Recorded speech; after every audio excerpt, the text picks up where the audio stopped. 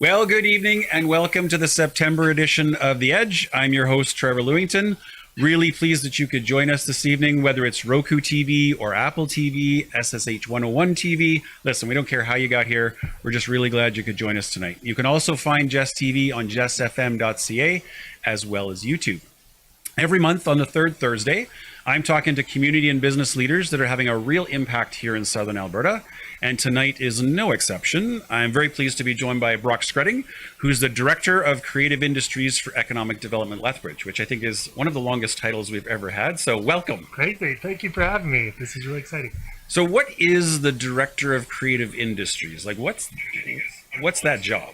Yeah, I think it's a new initiative from the City of Lethbridge through Economic Development Lethbridge about business development and promotion for screen industries, gaming industries, kind of a big envelope that involves the creative industries, all for the region of southern and southwest Alberta. And we've seen the growth of the creative industries in Alberta, specifically, obviously globally, but in Alberta and in Calgary. And as the third largest city in the province, the city has jumped on and got excited about growing that sector, about showing off the amazing locations here, and about developing workforce and different initiatives to support our creatives in the area. So yeah, I mean, I want to get into sort of what you think the industry's potential is. I mean, everyone talks about The Last of Us, so we'll come to that. But I'm curious about, what was your pathway? You're like, are you a filmmaker? Are you a film star? Like, how did you get to this job? Yeah, it's been a winding path. I'm a U of L alumni. I grew up in Vauxhall, Alberta, so grew up on a farm. Was always interested in film and creative industries and all the things that go into movies and how are they made and how does that work. And right. The new media program at the university was kind of the first general taste and lots of information about the study of filmmaking and the meaning behind how filmmaking crafts stories and the medium itself. And then from that, I got an internship on a show called Klondike, which was a Discovery Channel show. It was a six-part miniseries that was a gold mining show. So it was log and outdoor crazy adventure type show, starring Richard Madden from Game of Thrones and Tim Blake Nelson and some other stars. But it was a big epic, and that was my introduction into so the like Alberta right out of film your industry. school program, right into an internship. Yeah, literally as part of my internship, I got on this show and then became a PA in that office, and then a trainee production coordinator all in the course of 6 months, and from there just worked with that office team. Really, that first experience was all about learning a little bit of everything and realizing like, oh yeah, it's all these different departments, it's all these different jobs that go into world building. It's not just the director, it's not just the actors, it's not just the camera people, it's skilled trades, right? It's construction, it's props, it's set decoration, Sound, lighting, everything. Wardrobe, driving, all of the logistics and administration and food. You're never hungry on a film set, and for good reason, because the big machine has to keep working, and so I just saw that kind of got bit by the bug of how production works, and then works in a number of different shows, and then worked as an assistant director after that on shows like Winona Earp and. There was a show called The Teacher. There was a show out in Brooks called Alpha, and then became a nonprofit advocate for film policy and change in the industry and just promoting the industry, which was Keep Alberta Rolling. And then through that experience, made a lot of contacts, and it made a lot of sense that Lethbridge, again, as the third largest city in Alberta, would start to promote itself, and that Southern Alberta would capitalize on the opportunity of this growth industry. So it was kind of a long, winding road to get into this position, but it's really exciting, and I'm from the area, so I know it well, and I love it, and I'm really just honored to be promoting it for sure. So Southern Alberta's home then. Absolutely. Local alumni of our largest post-secondary institution, the university. That's pretty amazing. And sounds like, I mean, really boots on the ground, hands dirty, in your face, on set, doing the work in all of those roles. Yeah, I was on in a production office, so that's more behind the scenes and administrative. Okay. But interestingly, as an intern, they would send me to set. They would have me set up the internet at Circus. I was in and out of every department, and part of that was my personality, and part of that was just like, oh, who can we send to do this thing? This extra guy that we have. And so through that, it was kind of learning how each of those work. And that is one of the great things about the film industry, is that you can learn different skills right on the job. There's no one right path at all in the film industry. You can go to film school, go to business school and study it, try to be a part of the industry that way, or you can just go on set and try to get a job in the industry, right, and get experience, or just make films yourself with your friends. So yeah, I guess a lot of early start is just making your own films and learning the techniques and learning how to promote them and growing those productions. That's cool. Now, obviously, both of our post-secondaries here in town, the university and the Polytechnic, there's VR XR, there's, communication and broadcast, there's, as you put it, new media things. So there's a lot of students in these programs that are maybe just starting their careers, they're just getting out of the gate. What advice would you have, having done it yourself? Should they be looking for those opportunities, or is it just as you did? Or is it truly, don't worry about it, there's multiple pathways, just do something that's related? I'd say network a lot. So start that, like that is the business. So get to know people, get involved in the community. Recently they had the Lethbridge Independent Film Festival here. This weekend, actually just starting tonight, is the Calgary International Film Festival. So local film festivals, local meetups for filmmakers, the Lethbridge Independent Film Society. Get to know your fellow filmmakers and creatives, and get the word out about what it is you're interested in doing, and then also keeping in mind what is it that you're good at right now, so that you can lend a hand to production in some way, and make yourself useful, and then people will help you on your way towards what you want to do. And so I think that would be my advice to any post-secondary student right now, or anyone considering post-secondary schooling. And also that there's technologies now, like get your stuff out there on YouTube, get your stuff out there, and get yourself out there on these new platforms. Younger generation uses TikTok and Instagram Reels and other things to be filmmakers. Those things either were just kind of starting when I was in school, or hadn't really matured to the point of advancing people's careers.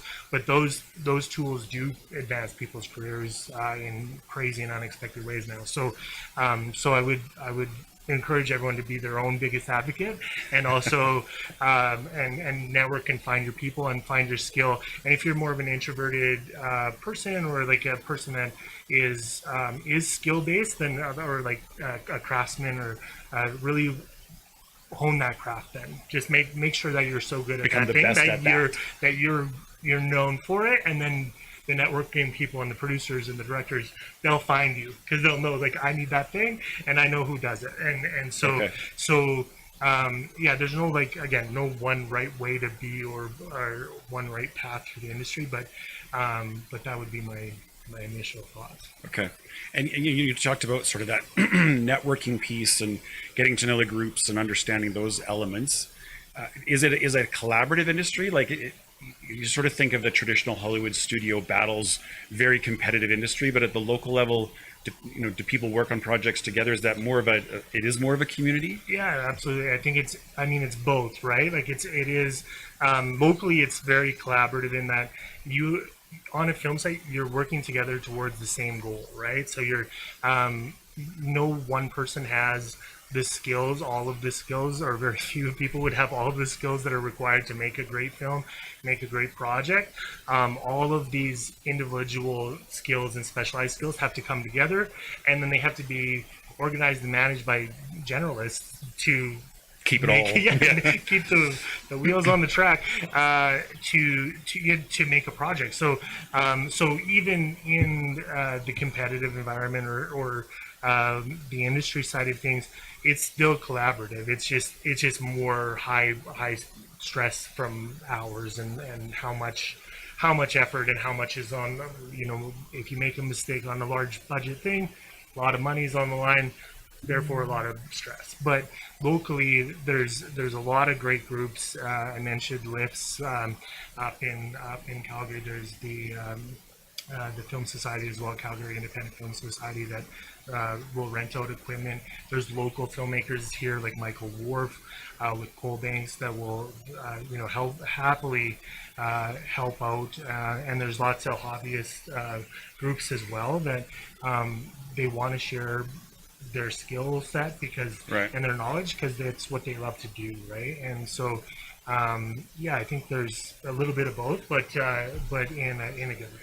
So speaking of those people that want to share and coach and mentor, has there been someone along your journey that's been very influential? Have you had the benefit of good mentors along the way, and kind of what's that been like? Oh yeah, I've worked with so many amazing people, and it's interesting because in the industry you work extremely long hours, so you do become kind of a dysfunctional family with every crew that you work with, but you also spend so much time with people that are so far advanced of what you are in what they're doing. So an example would be Kim Goddard-Rains, who is a production coordinator who just was so personable and so measured in how she took care of everything and everyone on productions I worked with her on. And there's a few assistant directors, first assistant directors, which are kind of like, they have to keep everything on budget and on time, and so they're kind of like the general in an army or right-hand person of the director, and they have to manage everything and everyone in communications and logistics on set. Okay. And there's a lady named Liz Tan, who we did a show called Lewis and Clark that was huge and chaotic, and she was 4 foot something Kiwi woman, and she ran that set. Like, everyone respected her, but in a kind way, had like the most amazing communication skills. And then there was a show called Winona Earp that had many different Alberta teams that are just the best. There's Corey Faulkner, and there's Emily Renner-Wallace, and that team, the creative team that came in originally from Calgary, but came in from Toronto, Emily Andrus and Paula Barsman, they were really good at managing a set in a kind way, and just treating everyone with respect. Because you have that stereotypical worst Hollywood director ever, yells, screams, sort of image, right? So those exist, but they're not the model.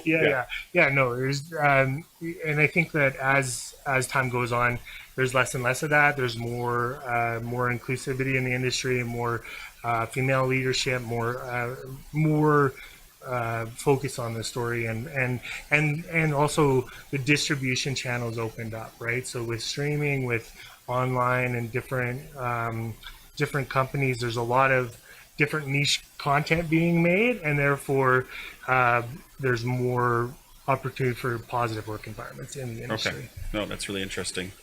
So you're doing this thing, you're doing directing work, you're doing back office work, you're on these facilities. How did you make that segue to government advocacy and policy? Because that feels like a very severe right-hand turn.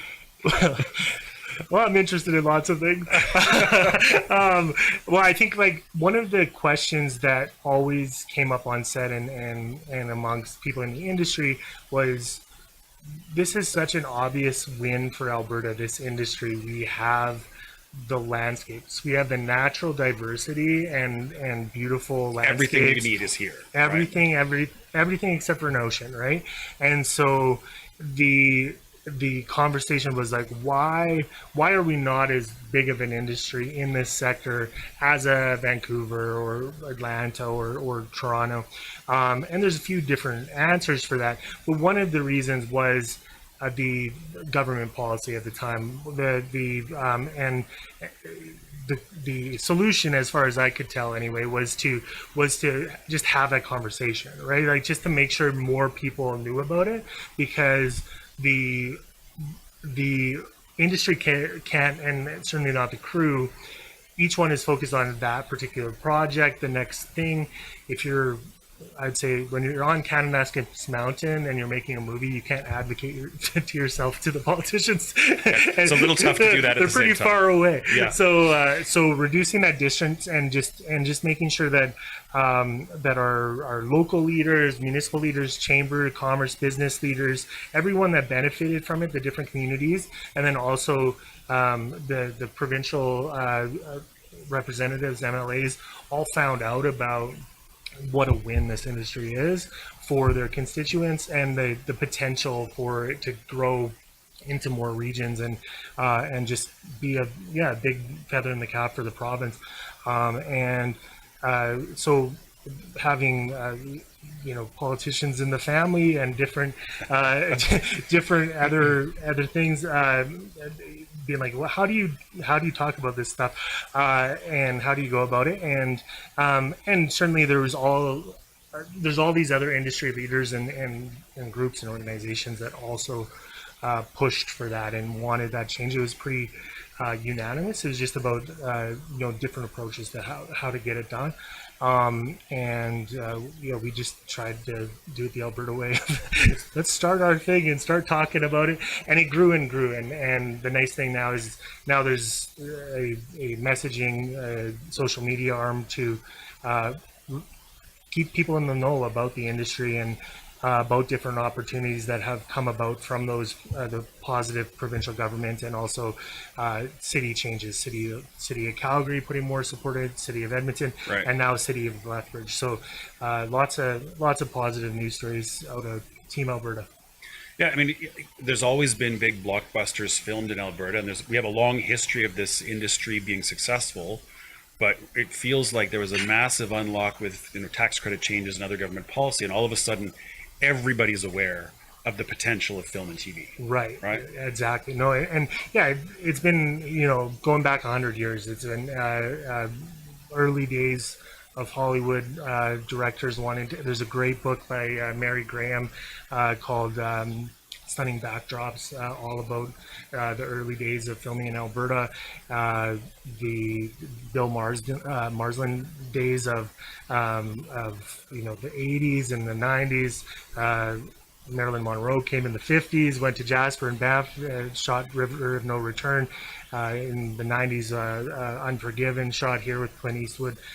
So there was a number of big shows, but the consistency, right? The consistency of growing a sector versus having a crew come together to do a seasonal work, and having multiple crews and building that kind of critical mass for people to do this year round, for multiple crews to be going, and for the ability to pull off a show like The Last of Us, which was the largest made series in Canada at the time, and huge in scope. They covered the entire province. They came here to Lethbridge. They obviously historic Main Street, Fort Macleod, Waterton, all the way north to Grand Prairie.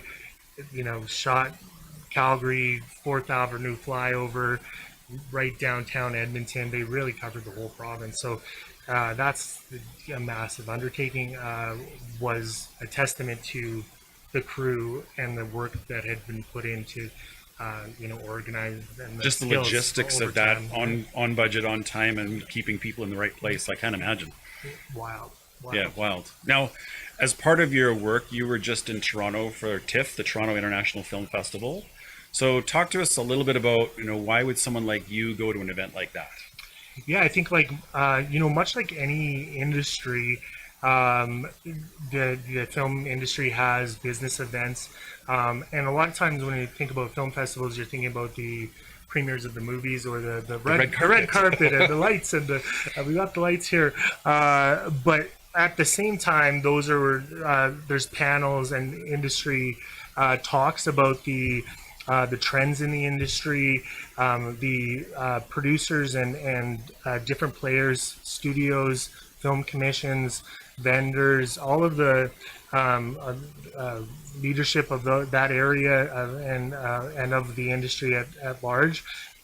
They attend all of these events. So just like if you're when we're promoting, we're here in Canada's premier food corridor, and nice commercial, by the way. promoting agriculture industry, and you're trying to get the word out about different foodstuffs and agri-food processing.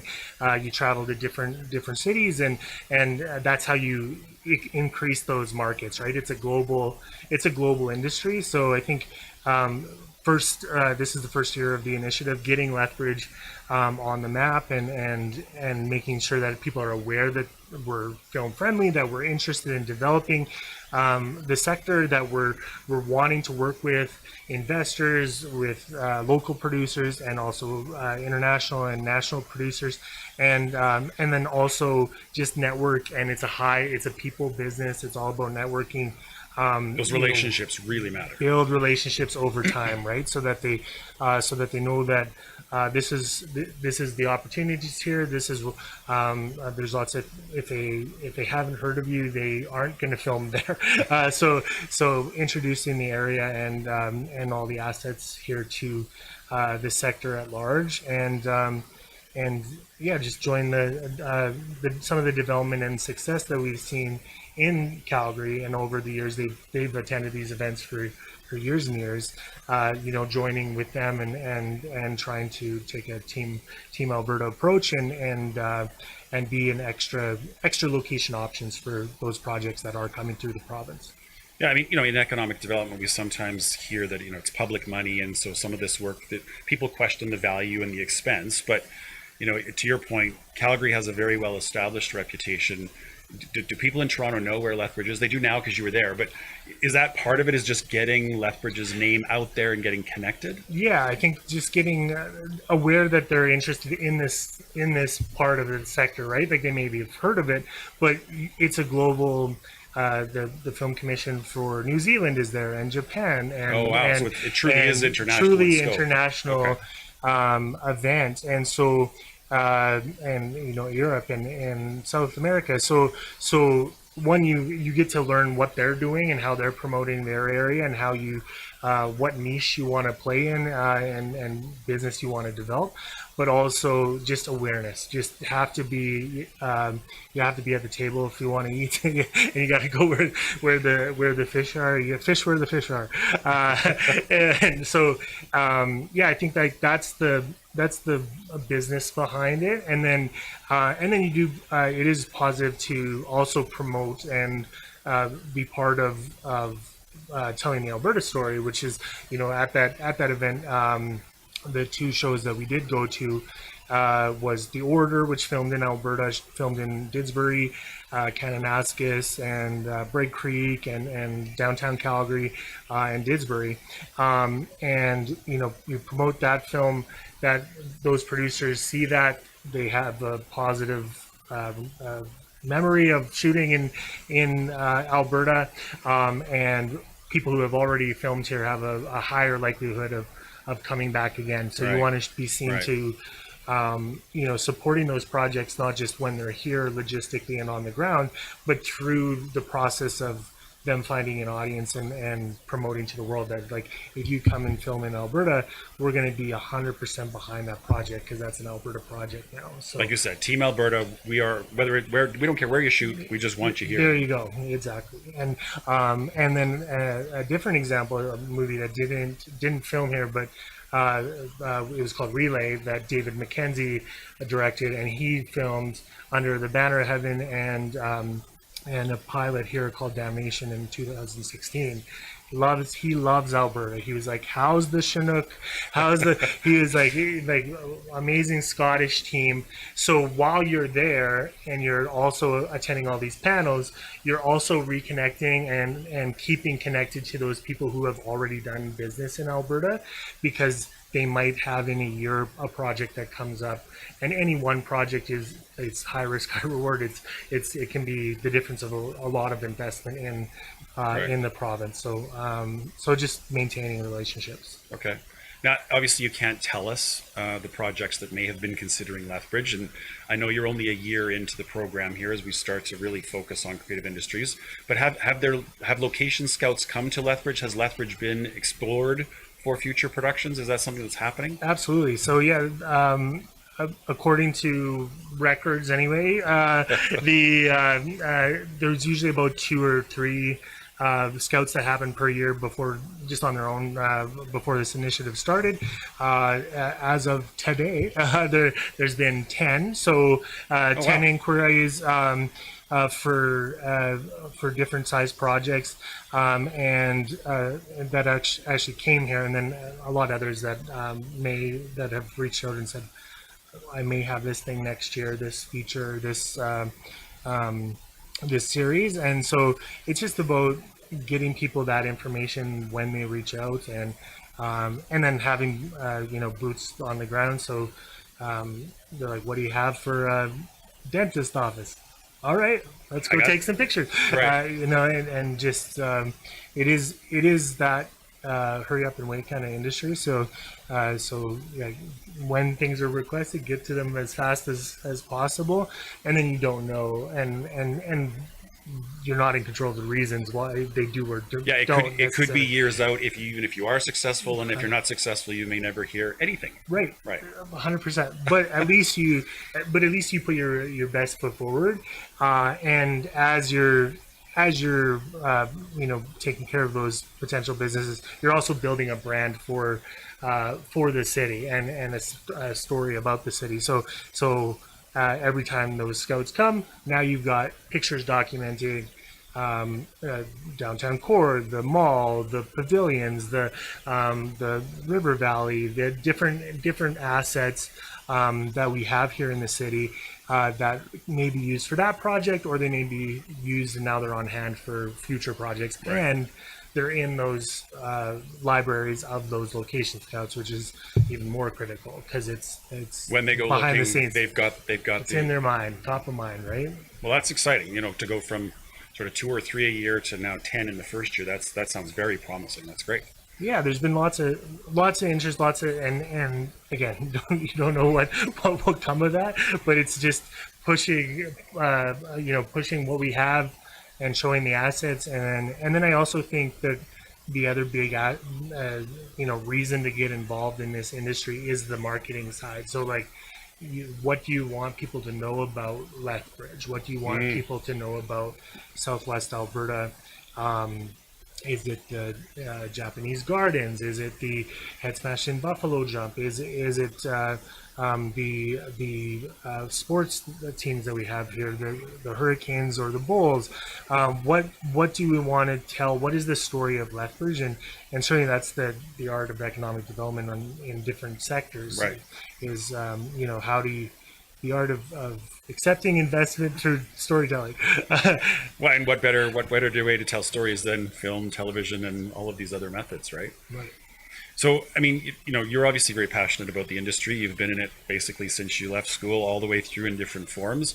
What do you see as the realistic potential for Lethbridge, right? Because we're a little bit late to the game. Many other communities have been doing this a lot longer. We have these great vistas. We have these great assets in our region, but where do you see it going? Like, why should people care?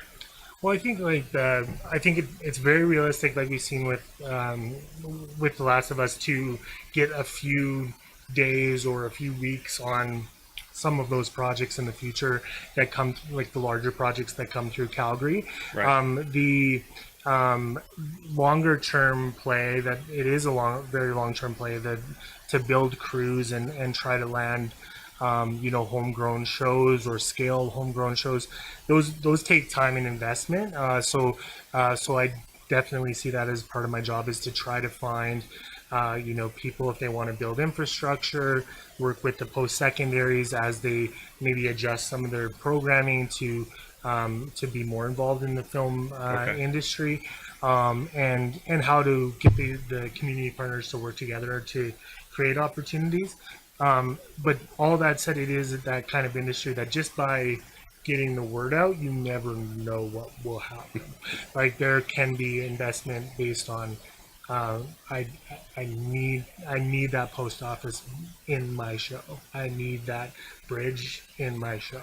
Like there can be, and then I think the other thing that is very positive with trends is Indigenous filmmaking and the fact that we are bordered by three nations and the success that Lily Gladstone has had with the Blackfeet and how much potential there is to for reconciliation through storytelling and also business and development. Cherokee Film Office just today opened up another soundstage. And they're really been behind that. Oklahoma is another place that's been really behind Indigenous filmmaking. I think that's an opportunity for the area as well. That's very unique to Southern Alberta. Very niche, yeah. Very, it's the history. These are the actual places where these stories happen, and there's so many people already involved in the industry and acting and stunts and wrangling and all sorts of things. So. I think that's a big opportunity for sure. And so, what are some of the barriers then? Like, what do you feel holds Lethbridge and other communities back? Like, what do communities, what do you need to do to be film ready or film friendly? Yeah, I think like to their credit, the city is putting in policy, to putting in a place and a person and procedures internally to become film friendly. So again, Calgary's had that for quite a long time. Of quick processes, quick permits, quick turnaround on yes or no on what is possible or isn't possible in terms of the use of and logistics of use of a space. Hey, I'd like to close these 5 roads. Yeah, what's that going to cost and how quickly fast? Can you do it? Yeah. How fast can you do it? Because sometimes the film industry doesn't always get the most notice on changes, and it's just different than other businesses, right? Where it's not like they didn't mean to tell you the last minute. It's like, well, it rained and that changed that changed the scenes a week ago, and then they had to rearrange the whole schedule based on changing the scenes because they needed it not to be raining in that scene, or else this story doesn't make sense. Right. So you got to adjust. It's just the way it is. Changes the way of the industry. So you have to be very adaptable. I think definitely showcasing things like the bridge or like the historic downtown, things that don't exist in other places, like or very unique to the area. The bottom line. So the rural incentive that the province has put in is great as a helping boost to get more rural filmmaking, but maybe adjusting that to make sure that seeing the results of it to make sure that it is making up for those extra costs, because there's obviously a cost to putting all your crew up and per diem and catering, travel and just all that's great for local business because it's all a spend, but it is an expense to the producer, right? So in terms of selling that, just making sure that those that the numbers make sense from a business perspective, and development over time, right? Like people, if shows come, then local people will get experience. If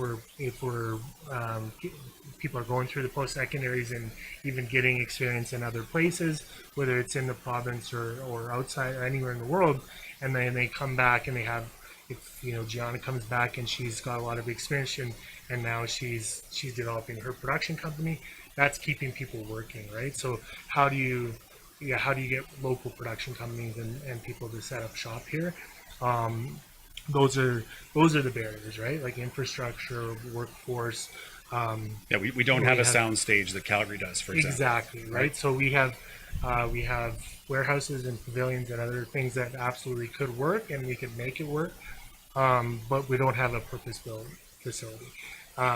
We don't have the trained crew that have 20 years experience.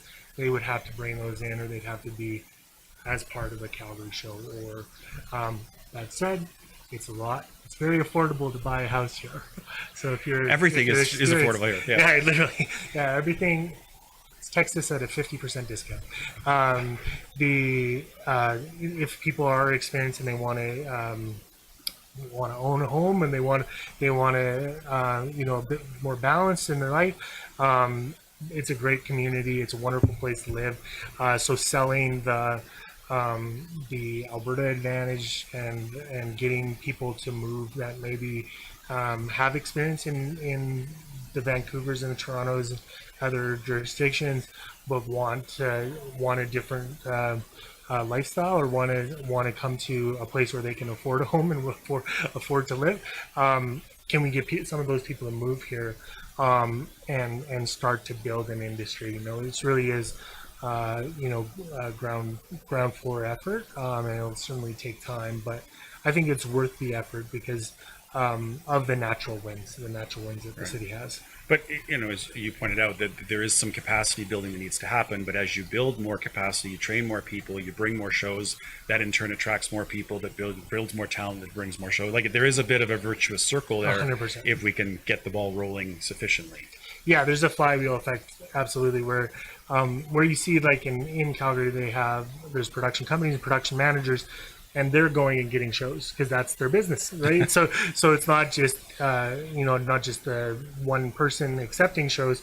It's local companies and people going out and making business happen for you too, and you're facilitating it. So yeah, it's been really exciting to start to build that brand, get some of those pieces in place, start documenting locations, and reintroduce myself to the community here, which has been awesome. It's been really fun. Well, I think the thing that surprised me the most, you've mentioned some of the players already. It's the Nick Bowleys, it's the Michael Wharfs, it's the Giannas. There's an enormous amount of hidden talent in this community that I, through my own ignorance, didn't know existed. But as you're bringing these people together, as you're attending these events, it continues to amaze me, the projects that people are working on in Venice or the US based in Lethbridge. Yeah, I think it's that global industry, right? Like, it's a storytelling is universal, and it is that way of getting the word out to the world about Lethbridge, about all the advantages that we enjoy about living in this city, and also then attracting them to come visit and come do business here, and the local talent is at the forefront of that.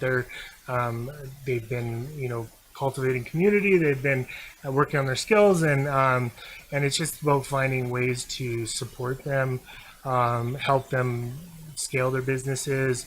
What opportunities can we create for the projects that they already have or the ones that they have on the go? And yeah, just be really proud of the city because it's amazing. Yeah, lots of great things to showcase, right? Makes it easy. Makes our work easy. Now, I mean, there's an interesting sort of comment that you made around being Texas, but 50% off. And I would argue it's probably even higher than that. But one of the advantages is the Canadian dollar to the US dollar is about a 35% discount there. But can you talk very briefly about how, just in general, how the tax credit and that rural component works? Because that tax credits and incentives get thrown around across every jurisdiction, but Alberta actually has a very competitive policy framework. Yeah, it's very competitive now, and so like you said, the FX exchange is great. The win. Yeah. So it's an uncapped incentive, and basically any dollar that is spent on a production here, as long as it's spent in an Alberta business, so it has to be spent locally, which is also the great thing about for taxpayers, is that there's a direct payback. Direct payback, so it's going back into the provincial coffers, and it's going directly into Alberta businesses. But they get a 22% base rate rebate back, and then if more than 75% of a project shoots outside of Calgary or Edmonton in rural areas, and then they get an extra 8% boost. Wow. So that really helps with, again, the hotel, catering, per diem expenses. All of those things would be eligible. Alberta Labor, of course, would be eligible. So as long as it's spent sort of in Alberta, in Yeah. a rural area, you're getting 22% plus 8% back. Exactly. Yeah. Wow. So what that means is it can mean a couple of things. It can either mean you get more, so you can spend more because you get it back. So your budget is either higher, or you get more more bang for your buck. You get Your budget just goes way further. Yeah. And so it makes it very economical to film in Alberta. We have some of the most talented crews in the industry working here, Emmy-winning, award-winning crews. Some of the hardest shows that have ever been made ever, I think I would say is safe to say, and that's what Albertans are known for, is working hard. And so they'll get the project done, but it was that extra piece of let's level the playing field between us and other jurisdictions. We've done that now. There's always more that we can do, but we've seen the results, which is more and more projects and more studios looking at Alberta. Right. Now you kind of opened the door. What has been the hardest project you've had to work on in terms of, environmental conditions or just the business? Like what was the most challenging project? Yeah, The Revenant for sure. Yeah, so that's the one with Leonardo DiCaprio? DiCaprio Okay. and Tom Hardy. Yeah, so that was just high stress. So it was they were going for Oscars and they let you know it. The bar is here. Okay. It was intense work environment. But I mean, they've created a Oscar-winning piece of art. It was the craziest thing about that show was it was shot in chronological order, which is logistically a nightmare. That's not how you make films. It's not how you make films. Bold underline exclamation mark. But it was cool. but in order to keep the continuity of character, they really based it on the actor's character, which I would argue it's their job to act. And as much as we love the actors, the consistency between scenes, that's part of the challenge of acting, is just trying to do things the same way. And you're doing things from 3/4 of the way through the movie, which is day 20 in the script, and day 1 in the script on the same day of production, and in different wardrobe, different makeup, etc. Is how you usually do filmmaking, because it's based on location logistics and based on crew availability and the logistics and needs of production, versus like serving the story acting. So brilliant piece of art, quite an experience, lots of stories, but not easy in any way. Okay, fascinating. So, if people out there, thanks to the benefit of the internet, we of course get a lot of international viewers. If people are interested in more location information, or if there's local filmmakers, local folks in the industry that want more information, what's the best way to get a hold of you and get more information? Yeah, so my email is brock@chooselethbridge.ca, and my cell number is on the website. And reach out, if you want to talk film, if you have questions about the area, or about what logistically it would look like to film in southern Alberta here. I'm pretty easy to get a hold of. And happy to talk about this. And then we haven't talked about gaming and other areas of the creative industries, but any of those areas of the creative sector, happy to have a conversation about your project and see if there's a way that we can help, or if we can't, who you can get in touch with. We try to have a large network in Alberta. Okay, well, that's great. Thank you. I mean, so we are running out of time, unfortunately, but as we sort of wrap up, what are your, any final thoughts on the industry, on the potential, and perhaps even touching more on that sort of other technology, other digital space? I'd be curious to hear your thoughts on where we're going from here. Yeah, I think, technology is changing every day. So I think things will move more towards new technologies, digital walls and virtual filmmaking and AI eventually. But I think that the key for a jurisdiction and for a city is just to use and support and cultivate that talent, and to say, this is right now it's maybe just an inkling of an idea, but over time it can become a worldwide hit like The Last of Us, right? And how do you support our local talent? I think like keeping that end in mind of like the work that is done today to lay this groundwork will bring in business in the future, and also really brings a positive light to the city, which is through your artists, right? Like your artists and your storytellers are the ones who can see a place for all that's good about it, and really be advocates for all industries in the area and the city itself. So support the creative industries, right? and the individuals within it. Yeah. No, thank you so much for your time. So Brock Skretting is the Director of Creative Industries for Economic Development Lethbridge, www.chooselethbridge.ca, and the email is brock, BROCK, @chooselethbridge.ca if you need more information or need more details on the local industry. Perfect. Thanks so much for being with me. Thanks for having me. And that wraps us up for today. We'll see you next month in October on the 16th when we're talking to Brad Donaldson. He's the president and CEO of Lethbridge Polytechnic. So very curious to hear about their transition from a college to a polytechnic and what that means for them. And today we decided to go raw green screen, but we won't have a digital wall, but we'll definitely have a background for you next time. Thanks so much for watching. We'll see you next month.